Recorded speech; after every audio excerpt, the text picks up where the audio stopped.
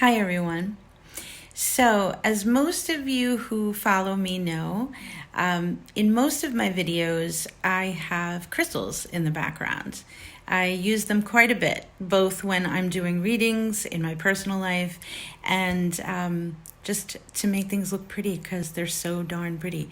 But I get asked a lot of questions about the crystals in the videos and also how to use crystals, why I have them there, etc., etc. So let's talk crystals. Okay, so crystals. Here I have a bunch of crystals set up to show you kind of an example of the different types and how you might use them and where you could learn about them, etc. All right, so here we've got some crystals in the raw, they kind of call it. This is raw form crystal. Then we've got some clusters. So this is rose quartz here, and then we have some cluster type crystals. Some citrine, it's a little bit dark, but it is citrine, and some amethyst, and then some mixed different types of what they call tumbled crystals, tumbled stones that have that beautiful sheen and polish to them. And they come basically in all sizes. I mean, little ones even smaller than this, medium size, which would be like, like these, and then they get larger and larger and larger. Then we've got some carved crystals. You'll find a lot of that. These are little crystal hearts in selenite, and I'm blanking right now on this guy, but I'll think of it in a moment. And an angel. This one's abalone. And then here we've got a wand, a selenite wand. So you see there's a lot of different, not only varieties, I mean, there's literally thousands upon thousands of different crystals, but even in the type, the way that you can utilize them, and in the actual crystal itself. Comes in so many different types of forms. And then there's also even jewelry. Like for instance, this is emerald in the raw, but polished into jewelry. Then you've got bracelets. You can wear. These are rose quartz and pink tourmaline beads. You can wear your crystals, you can have them in your home, you can put them in your pocket, in your wallet, in your purse. You can carry them on your person, you can hold them and utilize them. So let's get down to all of that. I just wanted to kind of go over, though, the different types of style, let's say, of crystal, the different forms that they come in. So right off the bat, people ask me all the time, why do you use crystals? Besides the fact that they're really pretty, what's the metaphysical meaning behind them? Like what's the obsession? What if people those who know, they know, right? So what I can say is there's a vast world out there of information about crystals. There's a lot to know, but the basics are that crystals enhance either a vibration, the vibration that they're giving off. So each crystal has a particular meanings, I should say, not one in particular. It has a bunch of meanings that it is commonly associated with and or used for. So example, citrine, that is very good for helping to attract money, and it's great with career success. So if you were looking to bring some more money into your life, or you wanted to do great on a job interview and you were really hoping to get the job or shift your career to something new, citrine is a great stone that you would use to enhance that or help manifest it. They can give support, they can calm you, they can give you confidence, they can heal, they can do many, many things. They just have an enormous amount of power to them. But the thing is this: if you go to a metaphysical shop, let's say, or anywhere that crystals are sold, and you buy some crystals or even one crystal, and you come home, you think it's pretty, you stick it on your dresser or on your coffee table or on your bookshelf, and you just throw it aside and think it's pretty, admire it for, a couple of days, and then it collects dust and you kind of forget that it's even sitting there, then you're not really going to get the benefit of the crystal. So just like anything else, belief has a large part to do with it. The crystals all do have meanings and certain topics that they're associated with. However, the best way to utilize crystals is to get the education about them. So when you're choosing a crystal, if you just think they're pretty and you just want them for the aesthetics of them, great. But if you are looking to have them enhance your life, then you definitely want to look into what is each crystal for. So the good news is when you go to a metaphysical shop, let's say, they will usually have a little piece of paper that describes the uses of that particular crystal that you're looking at. And even if they don't, then I would say if you're definitely interested in using the power of crystals, then you just get yourself a book. There's so many. I mean, Crystals for Beginners is one, or the Encyclopedia of Crystals. I will put the authors' names of those books in the comments below. I'll post that so that you can see if you are interested in getting any of those books. But there's a bunch of different ones. You can also look up online. Even if you don't know what a crystal is, that's the good part about the Encyclopedia of Crystals. You can find almost any crystal in there. But let's say you don't have any of those books. You can go online and just start typing in the description of the colors in the crystal. And it will start giving you all the different ones until you can match it up by the crystal you're holding in your hand and the picture that comes up online. And usually you can very easily figure out which one it is. And then it will give you the meaning of it and the use of it. But having a book is a great thing. Or at the very least, when you purchase the crystals, I would always grab those little piece of paper that they sell with it. It comes with it for free and lets you know what the intentions of that crystal are for. But going back to how to use them, first of all, when you would purchase a crystal, you want to bring it home and first thing you want to do with that crystal is cleanse it. So you can do that in a couple of different ways. You can most common is to take a little dish of sea salt, just put some sea salt in a little bowl and or a little receptacle of some kind and put your crystal, let it sit right in that bed of sea salt. Do not do sea salt and water. I had someone do that once. It will take the sheen off of the crystal. Just dry sea salt in water. It should be sea salt, not table salt, okay? So it should be just regular sea salt, and you can just set that aside and for about a day, about 24 hours, let it sit in there and that will cleanse it. You can also leave your crystals in a window that has moonlight coming through. Some people like to do it in the sunlight. I personally will put it in a dish of salt and then I will put it in the window where I get the sunlight and the moonlight coming through. And I like to leave it there for a few days so it gets both the moonlight and the sunlight, and it's sitting in the dish of salt, so it's really cleansed very well. But any method you use, you want to just at least do it for 24 hours. And again, you can also sage. You can smudge your crystals, which is another way to purify and cleanse your crystals. So once you've done that, which is really good because remember, even if you buy it brand new from the store, everybody's been touching them and going through them, and crystals absorb energy. So it is really super important to cleanse it because now it will just be cleared of any energy that was collected onto it, and it will only have your energy and work best for you. So once you've cleansed your crystals, then, ways to use them, they literally can give you support, reassurance.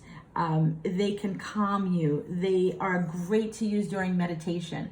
But the best way to get the energy from them is to actually hold them, like physically pick them up and hold them in your hand. So during meditation, if you're someone who meditates, you hold on to a particular crystal that has to do with the topic that's of concern to you. It could be for healing, it could be for clearing your mind, it could be for concentration, it could be for anything. Just hold on to that crystal while you're meditating. A really great thing to do is hold on to a piece of clear quartz while you're meditating, because one common complaint about meditation is not being able to keep a clear mind all the way through, and your thoughts wander and drift. So clear quartz would be great to assist you and help you with that, help you to keep your mind clear and focus on your meditation. But if you don't meditate, I mean, honestly, again, holding them, wearing them, for instance, if there's a topic that you really want to work on, you can wear them. You could just love and feel drawn to that particular stone, then you could wear the stone. And it's that much more powerful because you're wearing it on your person. Again, you could do it in jewelry, you could do it, with these kind of beaded bracelets. If you do have crystals in your home that are on display, the larger the crystal, the better. So I don't know if you've ever seen those huge giant pieces of amethyst when you walk into a metaphysical store. They're gorgeous. Yes, they are pricey. They're an investment. They're pretty pricey, but they're gorgeous and they give off a huge amount of energy. So if you wanted to give off a huge amount of healing energy and heart chakra energy, you could, get a giant piece of rose quartz or a giant piece of amethyst cluster like this, only huge. That would be a beautiful piece in your home and it would constantly give off energy. But on a daily basis, they're great to use in manifestation. So when you are thinking about the things, you can hold them if you're a person who prays, hold them while you're praying. If you're trying to manifest a particular situation or a thing or a person or whatever it is, you would hold on to them while you're thinking about that, while you're saying affirmations, either out loud or to yourself. You don't have to sit there and obsess over it. Even just carrying a crystal with you, put it in your pocket.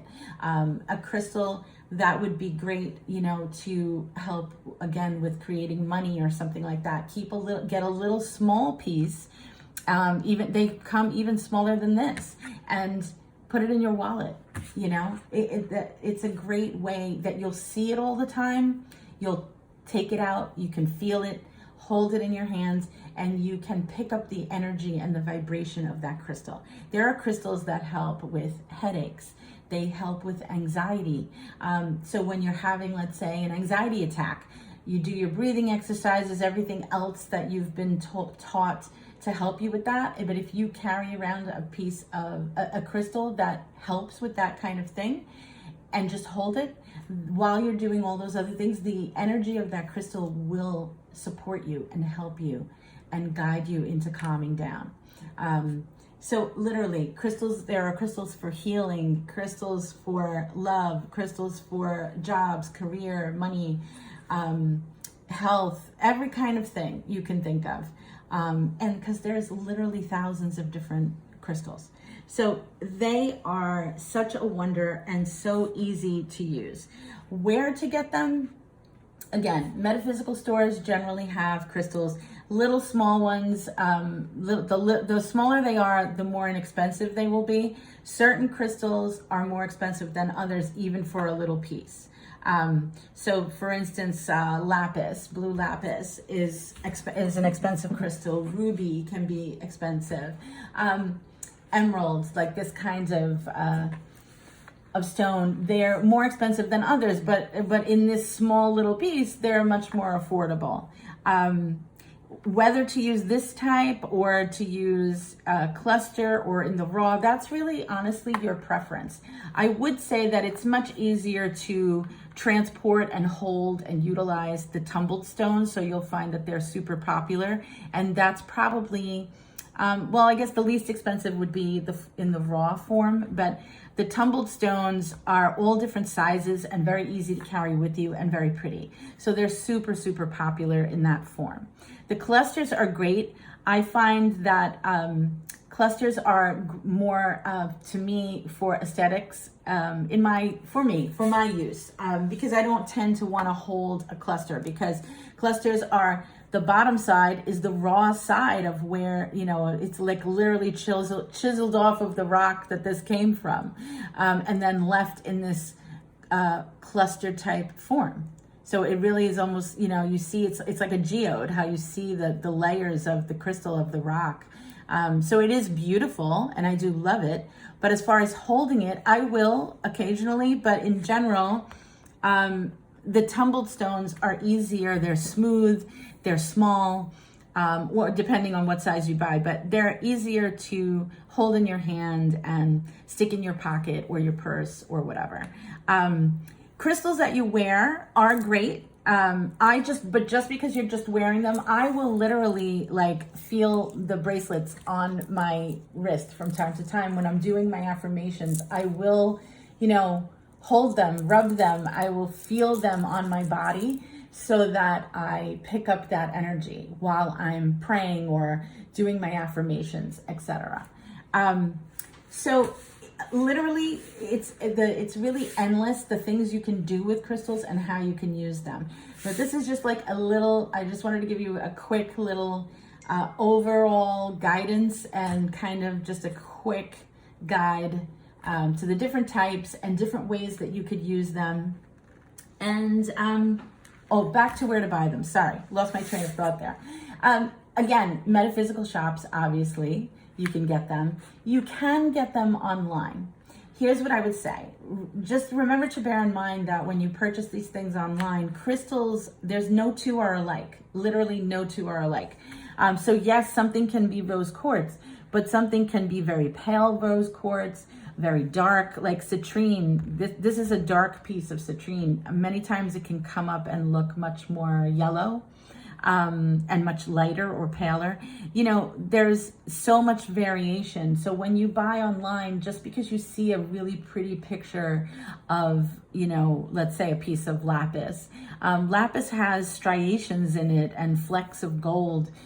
You're never going to get what you saw in the picture online. So bear that in mind. I love to pick my crystals myself, because you literally will pick it up and feel the energy of it. And you will find that as you get more and more in tune, you'll be drawn to a specific piece, not just the look of it, but also the feel of it, because they're all different shapes and sizes. So, but you have to trust that. That is literally you picking up the vibration of the crystal and something connecting with you.